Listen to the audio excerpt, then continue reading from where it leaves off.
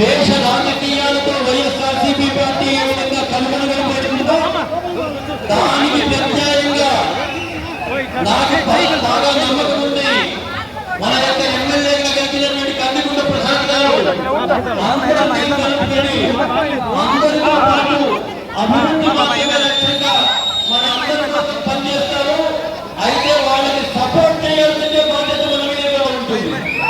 గ్రామంలో కానీ మన పట్టణాల్లో కానీ మన వార్డుల్లో కానీ ఒక మంచి అభివృద్ధి కోసం వారు చేసే పనికి మనమందరితో తోడున్నప్పుడే అది 100% విజయం సాధించవచ్చు. అటువంటి విజయాన్ని రాబోయేటువంటి 5 సంవత్సరాల్లో మరొక్కసారి మనం సాధించి కదిరి యొక్క లక్ష్మీ నరసింహస్వామి క్షేత్రాన్ని నభూతోట భవిష్యత్తు అనే పద్ధతిలో మనం తీసుకురావాల్సిన అవసరం ఉంది. మనకందరికీ తెలుసు లక్ష్మీ నరసింహస్వామి కళ్యాణోత్సవం ఒక ప్రత్యేకత ఉంది అంటే అది కందికుంట ప్రసాద్ గారికి దక్కుతుంది అనే విషయం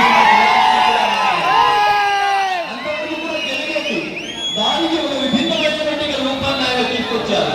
కాబట్టి అటువంటి ఆలోచన జ్ఞానం ఉన్నటువంటి వ్యక్తిని అందరితో సమైక్యంగా వెళ్ళే వ్యక్తికి మనమందరం కూడా మద్దతు తెలుపుదాం. మనమందరం కూడా కలిసి పనిచేద్దాం. వేషాల